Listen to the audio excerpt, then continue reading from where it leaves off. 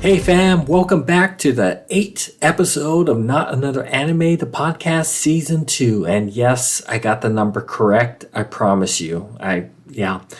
Numbering is hard.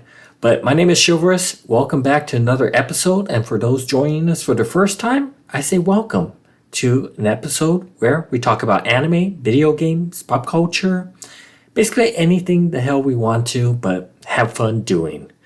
Again, my name is Chivalrous, and I want to go and start off by talking about what's been keeping me frosty lately. Well, there's quite a few things, and I'm going to be jumping around quite a bit today because I'm all over the place. I think I've spent too much time with Random Guy, so my brain is all over. Anyways, what's keeping me frosty is what actually started today, besides Elden Ring, of course, and I'll get to that in a second, was Eden's Zero. Eden's Zero mobile game Pocket Galaxy just started today, and I've had a blast playing that. Excuse the noise there. I've basically unlocked Arena. I have also done their special event, which is like a Magic Mech Soldier, which allows you to grind for Shiki's and Rebecca's costumes. They're like a cowgirl and I forget what Shiki's is. Let me see here real quick, if you don't mind. He has, it's a cowgirl set for Rebecca, and it's Satan's set for Shiki. And I know both of them have different stats and whatnot, which are really cool. But if you're on the fence, but you enjoy the anime, then it's basically the retelling of the anime. I haven't gotten past the point where, let's see. I basically finished the Granville arc, the Blue Garden arc, Norma arc, and the Skull Fairy arc. Skull Fairy arc is where the minimum basics for grinding and opening up crafting, opening up arena, and other things allows you to do more content inside of the game. Now, I thought this might be a gacha game, but actually I haven't witnessed that at all. Most of the spending you do is to help you upgrade the materials and weapons and your costumes. Well, costumes are a big thing. That's what you're going to spend what they call their cubes or their currency in to buy. And I picked up a really cool costume, and I'm going to pull it up here real fast. I know this is an audio podcast, but I pulled up a costume or actually like a companion for Rebecca.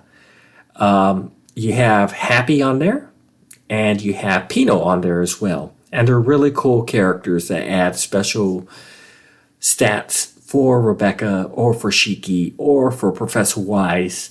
I'm looking forward to unlocking the witches or unlocking the sisters or however you want to call them, the Demon Kings. Liaisons who are helping out Shiki if you're watching the anime. Now, in the anime, I've only gotten up to the first season. I've never picked up after, and that's not to say I dropped it. It's just I have too much going on my plate trying to keep up with mobile games, video games, and whatnot. But Eden Zero. I love the game. I love the sounds. Music is really good.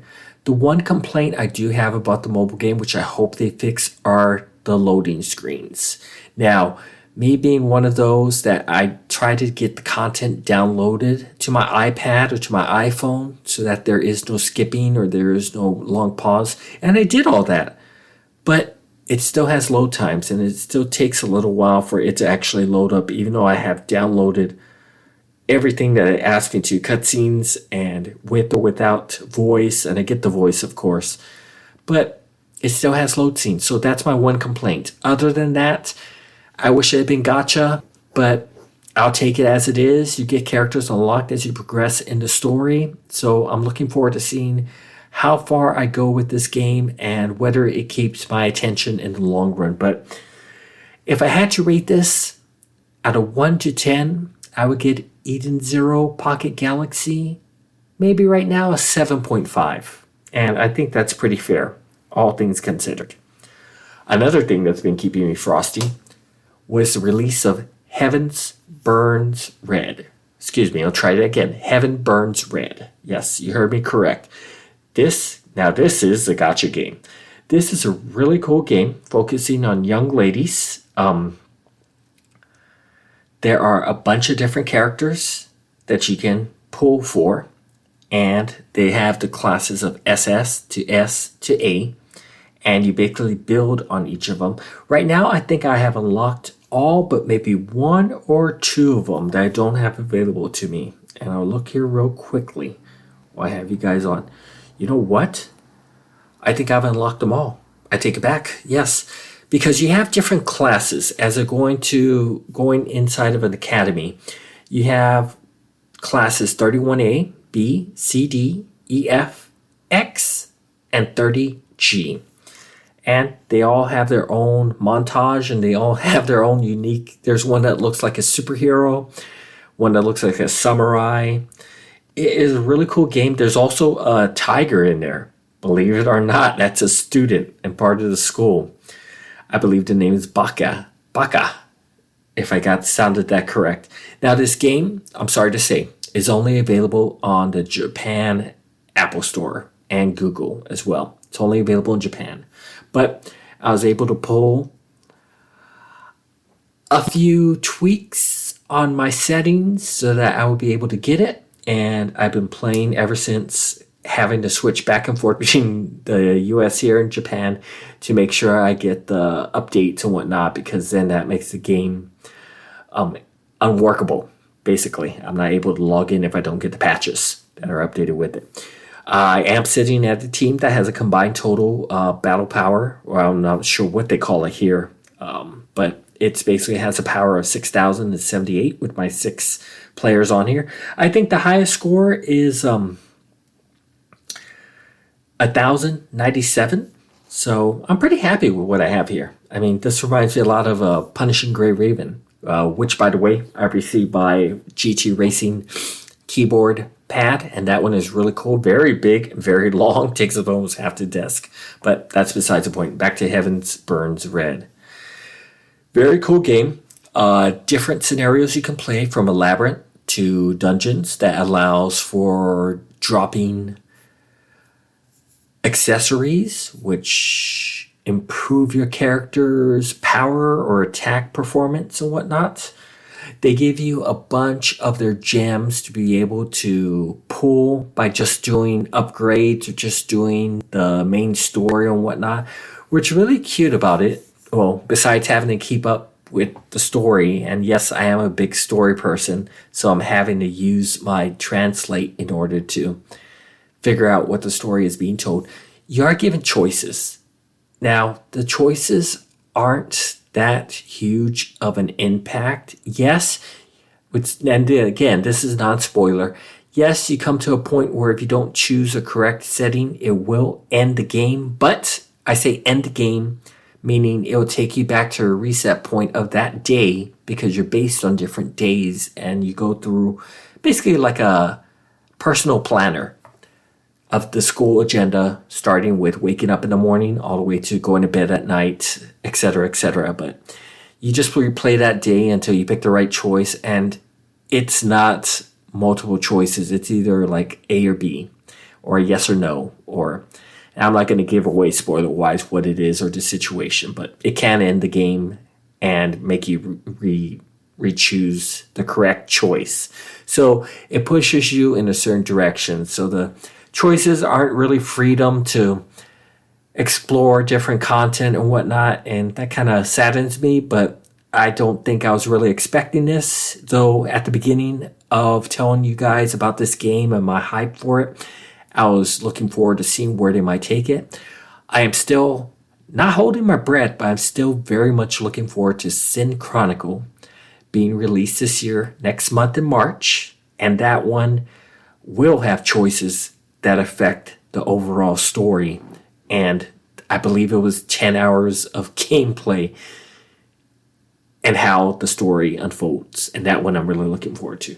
But Heaven Burns Red, if you don't mind it being in Japanese, and if you can change over your App Store, Google or iOS, give it a shot. It is really cool.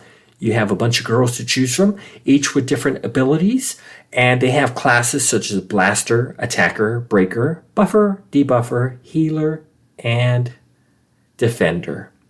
So it's about 6 to 7 different classes, and you level them up, and they go as high as 90 to 105, just depending on their grade, SS, S, or A, and what you have unlocked, meaning what you have to spend to upgrade them on, or what you have to spend running them through dungeons that give them a certain amount of experience and whatnot. So that is that. Now, I forgot to mention my office equipment. I think I was complaining last time that it had broken. Well, with enough Gorilla Glue, and no, I'm just kidding. I actually got it fixed, so it's soldered on, and it's working fine. I tested out a little bit of the sound, and oh my God, fam, the sound sounds a lot better than what it did before, so I'm super happy. Back to the gacha games, though. ExpressVPN.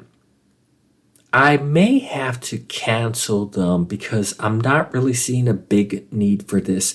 Now, originally my point was to use ExpressVPN so I could mask my IP to download these games, but being on an iOS Apple, I was able to do that without having to mask the actual IP. And I think I mentioned to you guys before when I was trying to play Heaven Burns Red, I kept running into issues on my LG player of it not loading correctly, even on my iPad, and it was telling me it wasn't loading. I thought it was certain times of the day. You know what it was? ExpressVPN. When I turned it on, it was actually blocking me from being able to download, even though it was set to their region. I don't understand it. I mean, I'm pretty tech savvy, but it just didn't make any sense to me. So yeah, I'm thinking of canceling that one actually. And last but certainly not least, tonight, or Thursday night actually, into Friday morning, because this podcast is coming out Friday, today, you're listening, I played Elden Ring by the producer video game From Software, which I loved Bloodborne. I liked the Dark Souls series. I even enjoyed watching Sekiro on Twitch TV, watching other, before I was actually doing any streaming or whatnot, watching other players play it, and that was a lot of fun. So, Elden Ring, hard as hell. I expected nothing less. It's got a good starting story. I haven't made it to the first Elden Lord. I'm working my way to Stormvale Castle, but fam, I was able to pick up my bell, to summon spirits, and I found what I call the devil dogs, Megumi from Jujutsu Kaisen. That's what it reminds me of. Because I've seen them in action. Other streamers who had early access, which I don't yet want. But they basically attack for you while you can do damage from a distance. Or you can join them in and start attacking and let them kind of tank off the enemies for you. But I got that one, but I found a special one called a jellyfish, which is really cool, and I got to test it before I logged off this morning. I'm recording this early Friday morning, so basically when I'm done with this, you guys will be listening to the podcast or have it available for you to listen to, so how about that? The jellyfish, anyways, attacks the enemies that you're going after, but poisons them. So I'm looking to see if I can upgrade that, and if not upgrade it, how I can effectively use it with my character, which is cool because I've already seen who the first boss is in Stormvale Castle, and he is pretty damn tough. I don't remember the name, so I'm looking forward to that battle sometime later this afternoon on a Friday. So we'll see how that rolls. But anyways, back to the episode. Now, with further ado, let's go ahead and talk about some news, why don't we? My good old publisher, 7 Seas, who I like to pick up the manga not knowing it's 7 Seas and actually enjoy reading the manga. But 7 Seas has acquired a new license. It's a light novel and the manga's complete collection of Qualia the Purple. Yes, you heard me correct. Qualia the Purple is now acquired by 7 Seas. Written by Hisamitsu Iyo and Shiryo Sumasima. It's a romantic sci-fi thriller. Now, Persona fans, collectible toys, you say? Well, Good Smile Company just announced 3 new Nendoroids. Yes, you heard me. 3 new Nendoroids were announced for toys featuring characters from Persona 2 and Persona 3. The first one from Persona 2, Innocent Sin, is Tatsuya Sugoi. The next one from Persona 2 as well, Eternal Punishment, Maya Amano. From Persona 3, Makoto Yuki, shown with tarot card in hand and an evoker holster around his waist. Say that fast 5 times. No release dates were given, no prices were suggested as well, but it was just announced that these Nendoroids were being made by Good Smile Company to be released soon. Now, any Resident Evil fans like me out there? Well, Resident Evil 4, the remake, Capcom, is going to deviate from the original game. There will be night scenes more prominent that this game will have versus the original did. That they did, I think, more light with Leon and the atmosphere. This one tends to be a little bit more darker and a little bit more ominous, as they had already been doing with Biohazard and with Village. And those are 2 games like that one day, or maybe just rubbing my chin right now, maybe for Halloween next year, because let's face it, I have too many games with Dying Light 2 sitting there, Godfall sitting there, and I will go back to both of them. But right now, Elden Ring's taking place. Anyways, back to RE4. Talks about the game. We're moving towards horror, supernatural, spooky ambience. There's also talks about side characters in RE4 be given more on-screen time, which should be interesting to see how that plays out. Now, Octopath Traveler, Champions of the Continent, a new mobile game. Square Enix announced February 8th, Tuesday, that the mobile game will be released, which many fans are very happy about. It's a smartphone RPG. This prequel to Octopath Traveler's original game will get a spring beta test. Look for more info on its Facebook official game page. Gameplay takes place as the as the original game on the continent of Osteria, takes place a few years prior to the original story. What to expect? A 3D environment? Well, form 8 character parties, built-in menu-driven battle systems, and interactions with NPCs. I'm going to ask you a few questions now, fam. Are there any Evangelion fans out there? No, random guy, I'm not talking about you, sir. Any potential marriages soon, or scheduled to happen? Well, rejoice, because you treasure a Japanese-based jeweler that focuses on special made-to-order refurbishments and polishing has just announced another set of wedding bands inspired by the Spear of Gaius. These platform or platinum bands priced at 954 or 110,000 yen went on sale earlier February in Japan, having already released wedding ring designs based on the Spear of Cassius, Spear of Longinus. Within the past couple of years, the company also sells anime-themed and video game accessories also. Available are officially licensed wedding rings from Attack on Titan, Card Captor Sakura, Pokemon, and Kirby. Now, if any of you are Jujutsu Kaisen fans like myself, well, we all know Season 2 will be airing fall of 2023.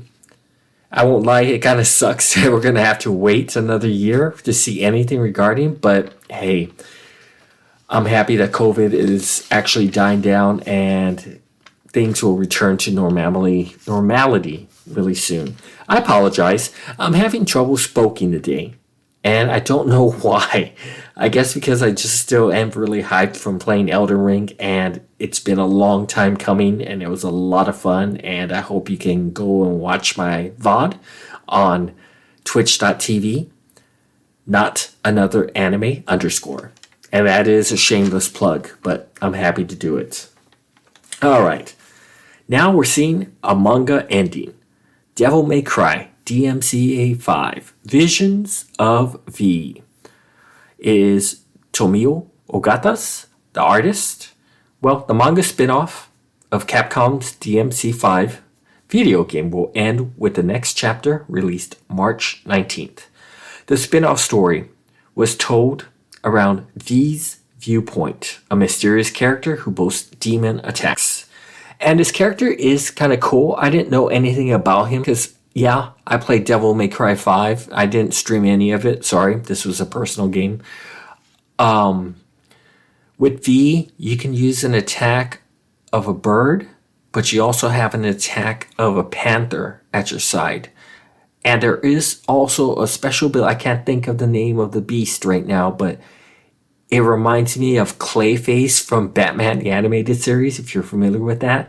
Basically, this big creature that hits and swipes things and takes big damage off your enemies, kills them instantly, which is really cool. Regardless, back to the news. Futurama, now nearly 10 years since signing off, has been revived. Yeah, you heard me. Hulu will be running 20 episodes set to premiere in 2023. Well, that didn't make sense. In 2023, actually. The majority of the cast are returning to voice their respective characters. Rough Draft Studios returns to handle animation with original creators Matt Groening and David Cohen at the helm. Legend of Heroes, Trails into Reverie, revealed from Kotobukiya, 2 figures featuring characters Yixa Mayo and Crow Amherst. Again, these are just currently in development, so there's no pricing or release dates currently available. But appearances of the toys will be based on the Trails games. Both characters made appearances in several of the Legend Hero games, and both characters are shown with their main weapon choice. Kotobukiya has already 2 figures of Reen Schwarzer, the Ashen Chevalier, and the pre-order is expected shipped February this year to April 2022 of this year as well. The second one was Altina Orion, a Class 7 member, purchasable already. Basically meaning, if you want that figure, go get it right now. Now give me a second, fam, because I'm going to pull something up here real quick that I'm happy to announce. Just recently had their 5th anniversary stream celebrating things related to Nier Automata, but Aniplex announced with the teaser trailer during this 5th anniversary live stream Wednesday that Square Enix and Platinum Games, the action role-playing game, has inspired a television anime. So we will be seeing the game brought to life in an anime form.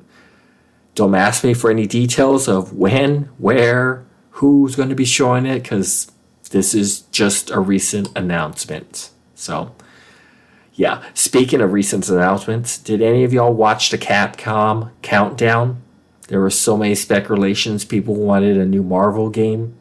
People were speculating Street Fighter might come with a new series. Well, it's official now.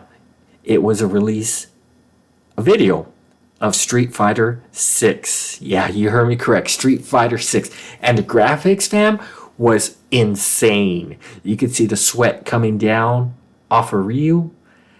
And Ryu was faced with his opponent, Luke. And the textures and the animation and the graphics were intense. So I am really looking forward to seeing when this game is going to be released. I don't know how far they are along. I doubt it will be released this year in 2022. I'm thinking more along the lines of 2023 when we see the actual release of this game. But hopefully it's not pushed back to 24 or 25. We'll stick with 23 and we'll take it for that. All right. Are there any Ghost in the Shell fans? Well, SAC 2045, Netflix posted the teaser trailer for the second season of Ghost in the Shell SAC underscore 2045 anime on Thursday. The teaser announced the season's main staff, returning main cast, and a May premiere on Netflix worldwide. But wait, hold on, before you get your hopes up. Unfortunately, this premiere, I believe, will not happen until 2023. Again, another one of those. Yeah. If it happened this year, 2022, I'd be really happy. But I believe that this got pushed back to 2023. If I'm wrong, then, yeah, I'm happily wrong. All right. So, Front Wings, Grisea, Phantom Trigger game is getting a television anime adaptation. Seems like everything's getting an anime adaptation from video games, isn't it? Video games or mobile games as well. But hey, if the money's there and people are willing and are interested in seeing where it goes, then bring it. I mean, that's great. So, Front Wings Grisea, I'm not even saying that right. Grisea, Phantom Trigger will be having a new anime put together called Grisea Phantom Trigger the Animation. So look forward to more details or look for more information online regarding that. And that, folks, brings an end to Not Another News segment. Just briefly, I'm going to jump into the video game segment because I already hit Eden Zero and I already talked about Heaven Burns Red earlier. Elden Ring. Really enjoying it. Yes, I died about 20 to 30 times, which was pretty low considering, and maybe it's more than that. Maybe I'm lying.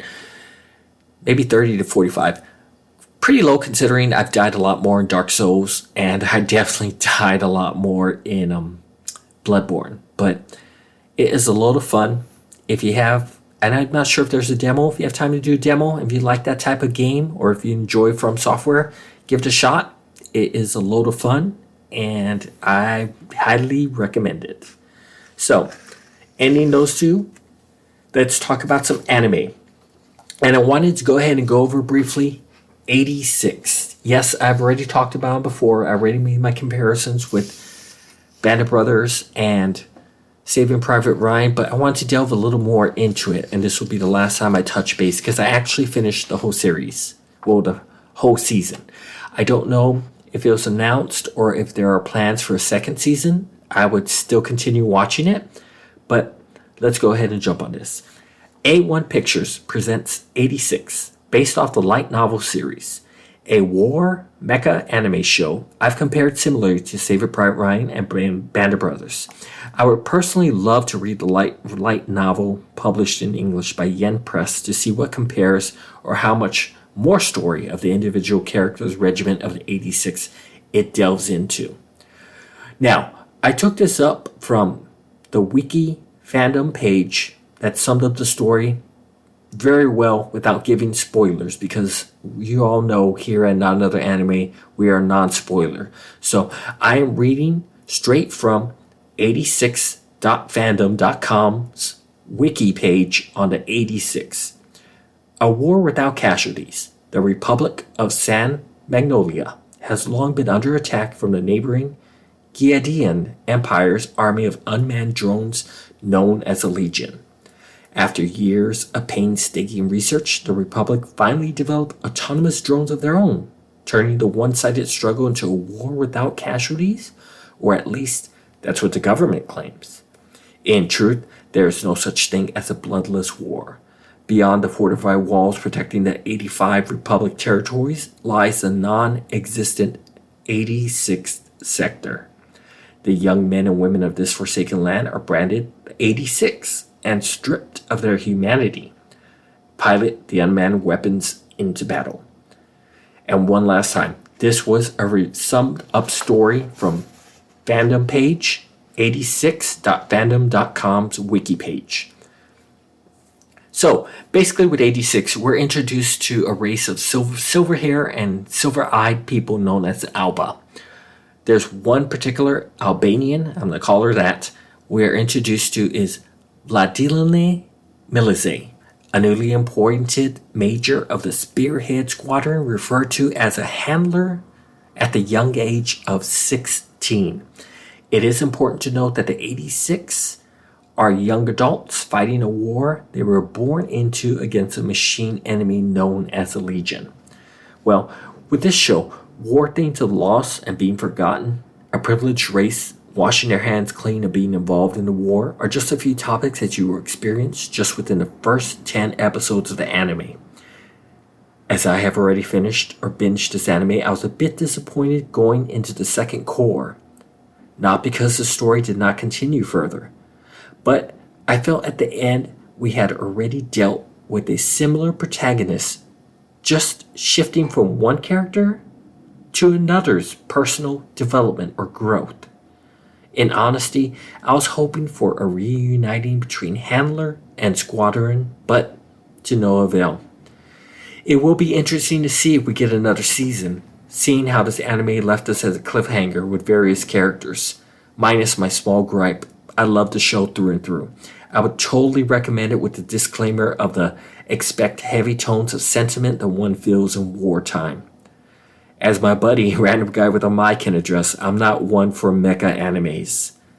Not because of any particular reason, I'm adding my personal vibe right now, but it just doesn't draw attention. I mean, I like Pacific Rim. I liked Real Steel. Come at me with that if you want, Hugh Jackman's with the robot boxing. I like robots and whatnot. I grew up watching, what was the one? Well, not watching, it wasn't live, but like Voltron. Zoids, Z-O-I-D-S, the robots, and you got to build them or whatever, the toys. But they just don't draw my attention until this one here. In 86, I love the use of the 86's mechas in combat and the fight scenes as these small-legged vehicles zip in and out of combat like a superhero, tearing up their targets but very susceptible to damages. I even looked up, and I'm laughing because I looked up online model kits for the M1A4 juggernauts, as they refer to them in the show, that I might eventually purchase. That would be really cool to do or put together online and see how that comes out. But 86 is really cool. The first 10 episodes really keeps you on a fast pace. There is no slowdown. You get a lot of character development, even though characters do drop off. And that's unfortunately the reality of their war and the reality of war, making no reference to what's going on in our current situation in the world right now, which I won't even touch, even though I have my personal opinions about that. So war is real. It happens and people lose their lives and there's no coming back from it.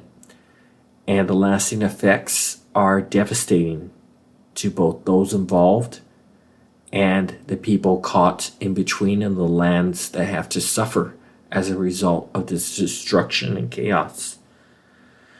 So the first 10 episodes were fast-paced, kept me going, were on the edge of my seat. When I got to the second core of the last, 11 or 12, we had a change of pace, and I'm trying not to give any spoilers because it kind of slows down a bit.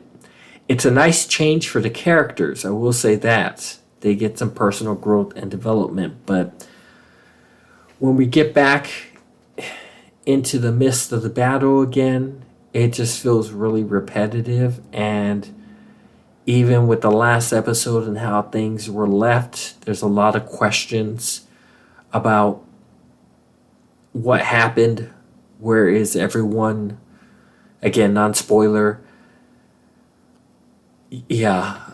Support was there, but would they actually meet up? And I got a little bit of spoiler myself that about the manga where two people actually meet up, and I'm thinking, not the manga, sorry, the light novel series. And I think I definitely need to read the light novel series and see where it takes me, because if it goes beyond what we were left with at the end of season 1, then I'll be more happier than just where it left off.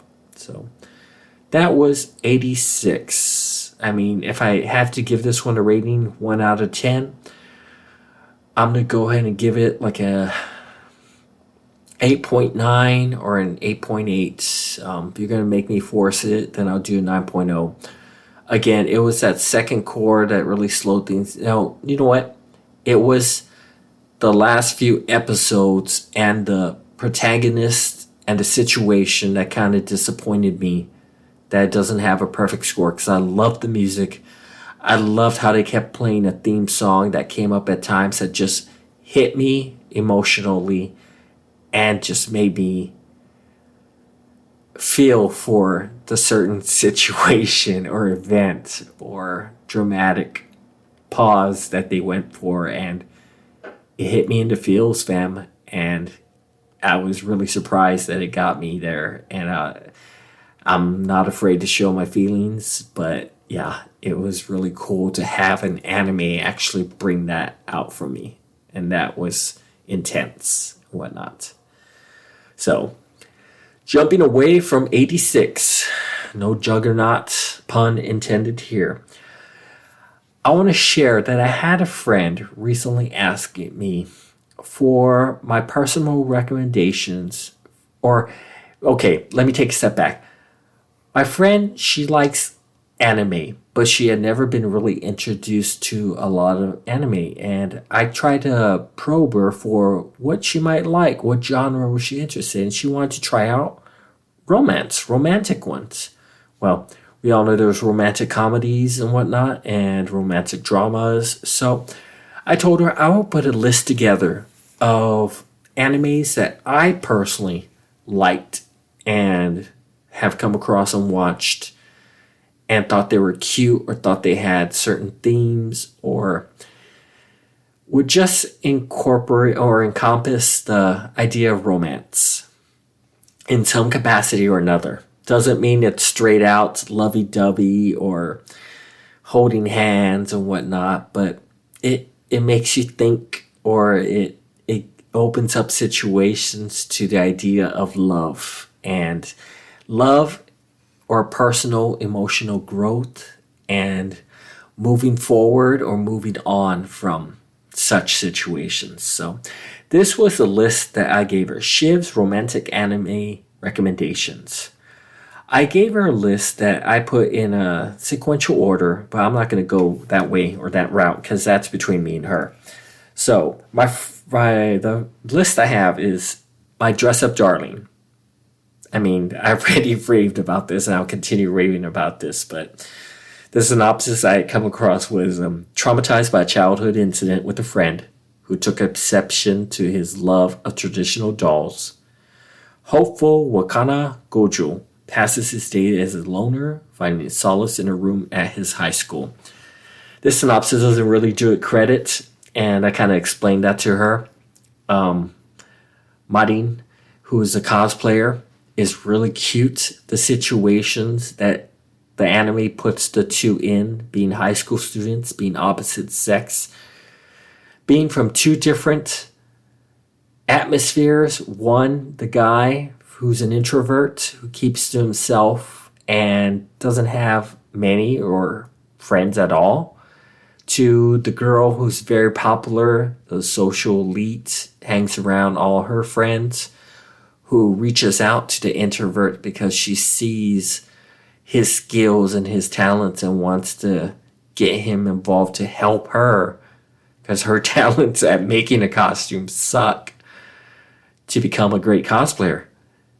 And when they're put in situations that it's them too, and they realize it beyond the cosplaying and beyond the costumes and the fittings and going further with watching the anime to get a more personal, realistic viewpoint of the character and whatnot, they find that they are flirting. They are possibly being they are being attracted to one another, and we have yet to see how this will all play out. I mean, a third dynamic has just been thrown in with a new cosplayer, and including our two, Marin and Gojo, seeing where they go to. So, My Dress Up Darling was my recommendation to her. My second recommendation to her was Rascal Does Not Dream of Bunny Girl Senpai.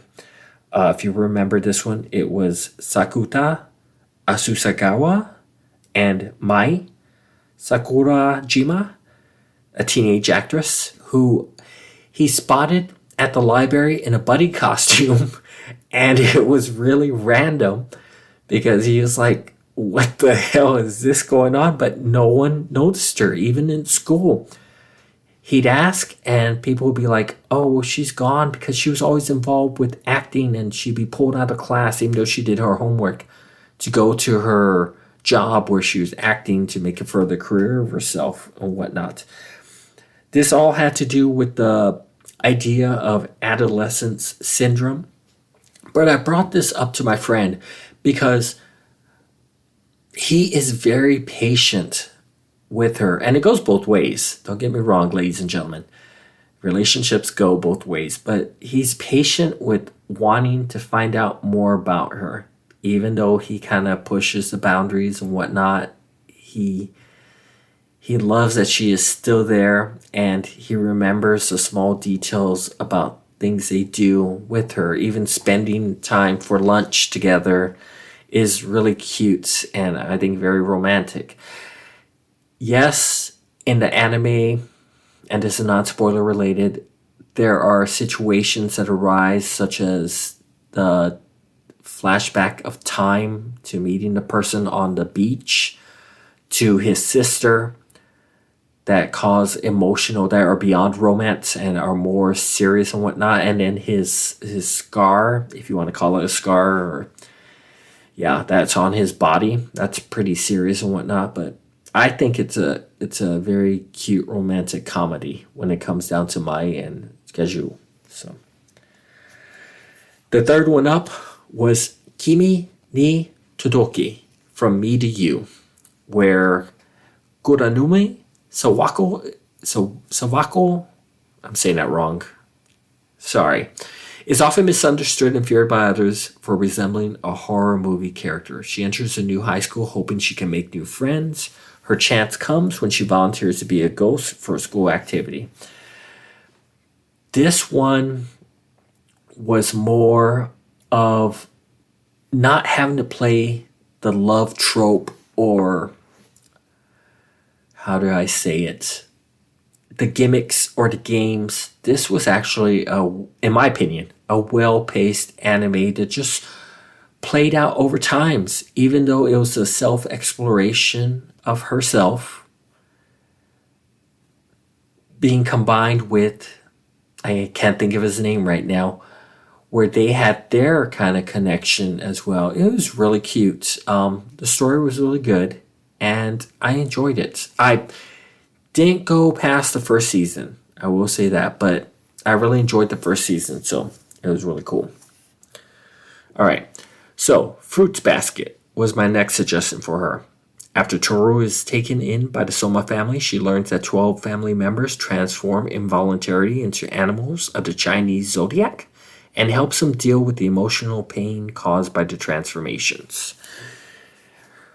Random Guy has already given his viewpoint when we had the Crunchyroll Awards of who she ended up with already and was pretty pissed off. But this was another cute, well, let me take that back. No, because this was stories of the individuals that were deep and emotional, even though where she ended up with was kind of cute and romantic and whatnot. But it was the journey in the long run for Toru that made this really enjoyable, especially since the original animes and everyone was looking forward to seeing where this one ended up. So that's why I suggested Fruits Basket. My fifth one was High Score Girl.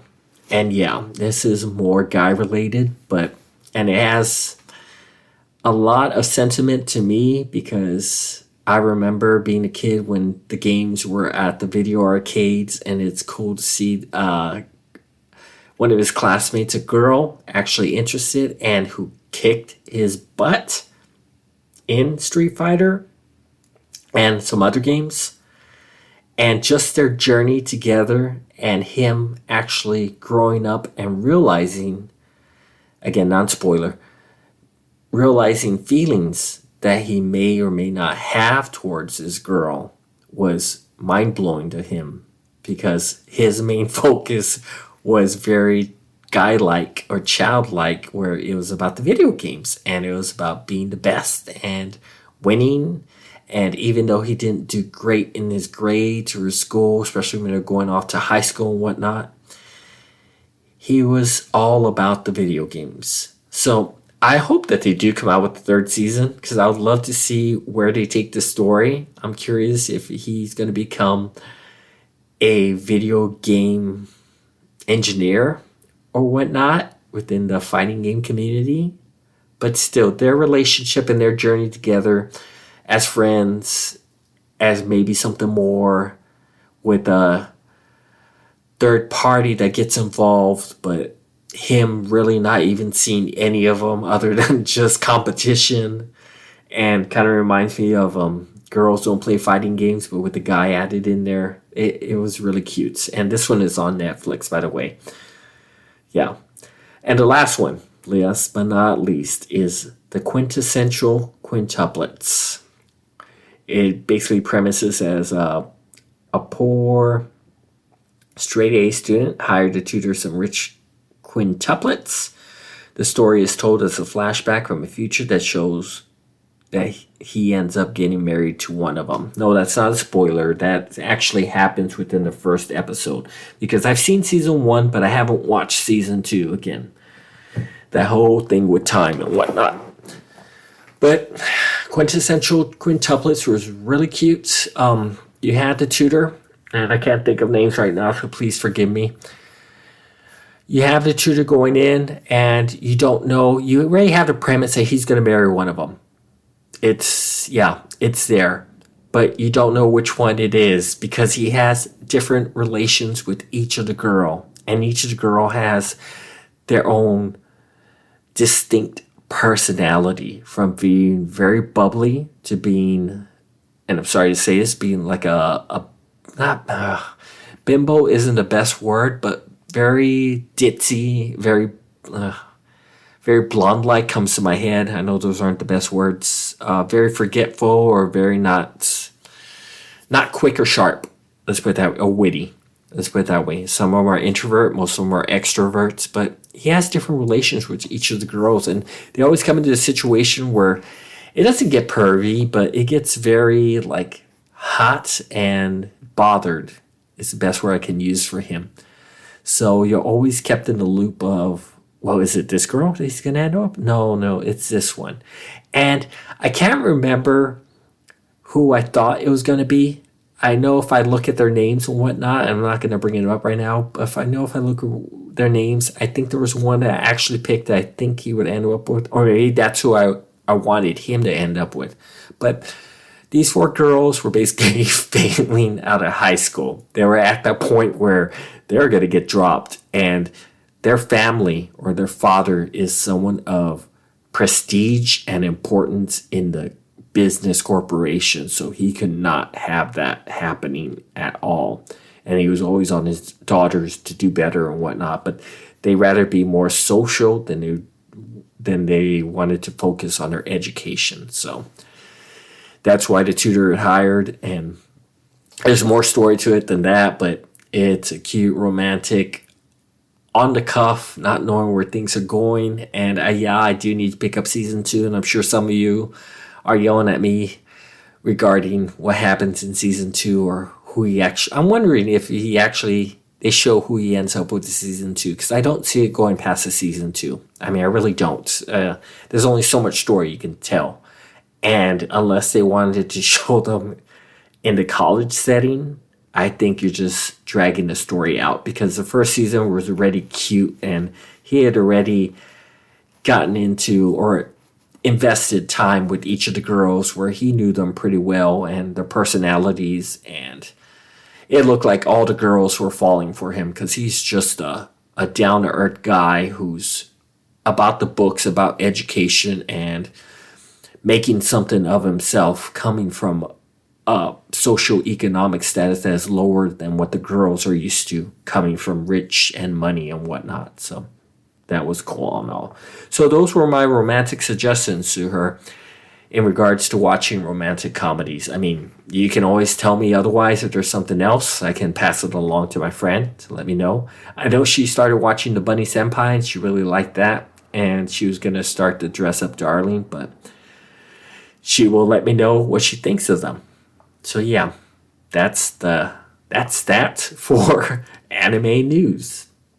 And to be honest, that's that for the episode in general. As I'm coming to a close here and starting to get hungry this Friday morning, ready for some breakfast tacos.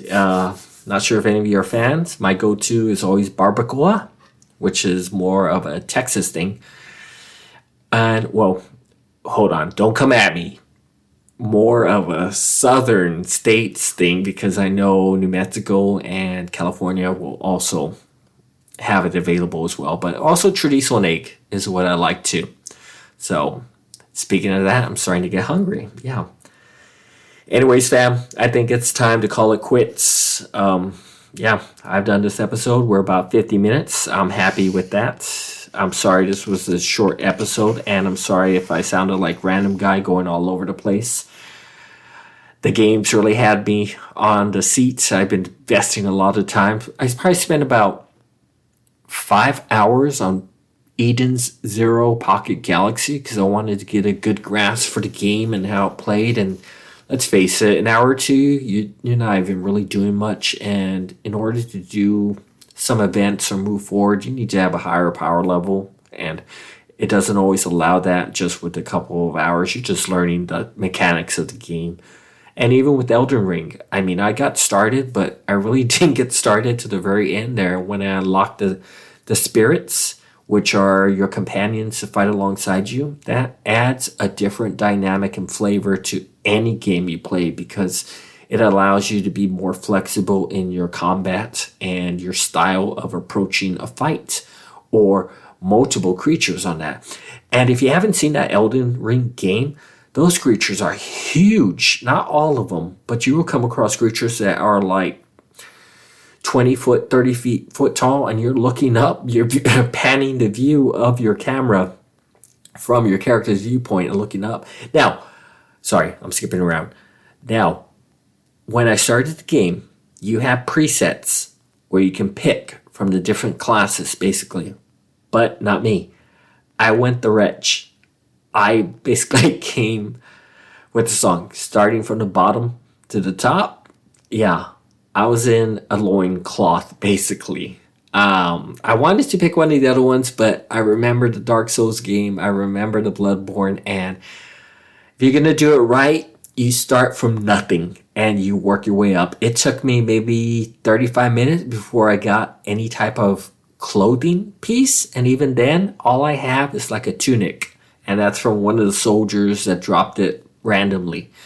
I don't have boots. I don't have a helmet. I don't have gloves. I could have bought them, but I'd rather invest in upping the weapons or saving to level up my character because I will be looking forward to building a mage, arcane / bow, archery type of character, hitting from afar. So that's why I was happy when I finally got the spirits unlocked, because I want to see how that balances out with doing damage from afar.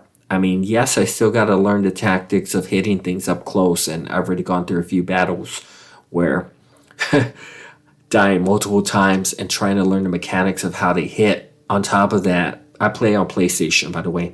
On top of that, using the R1, which is your light attack, to the R2, which is basically holding your bat and powering that sucker up to swing so it takes a hit, which knocks back some enemies, and other ones, it just hits them and they still just keep rushing you forward and taking your life away. So, yeah, that's going to do it, fam.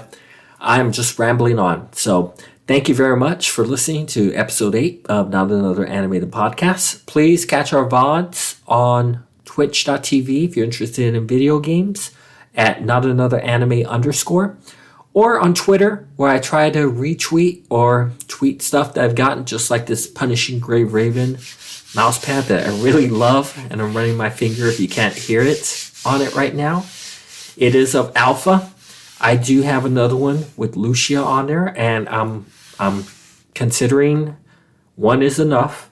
I may actually do a giveaway of that one if anyone is interested. I got to think of what I'm going to do.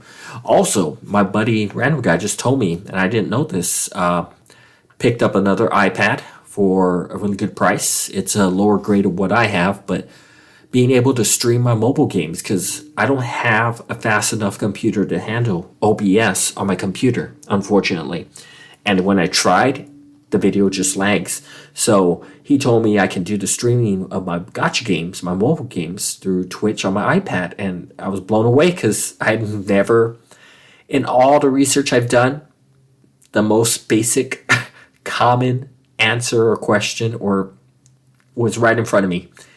And I've got to play with it and try it out. And if that's the case, then I'll be back to my Alchemy Stars. I'll be back to my Punishing Grey Raven, which, by the way, my Vera Rosin is now over 6,000 battle power. I'm really happy about that. But things have kind of slowed down with the Grand Summer event because I've done basically everything I need to do. And the grinding has just kind of been blah.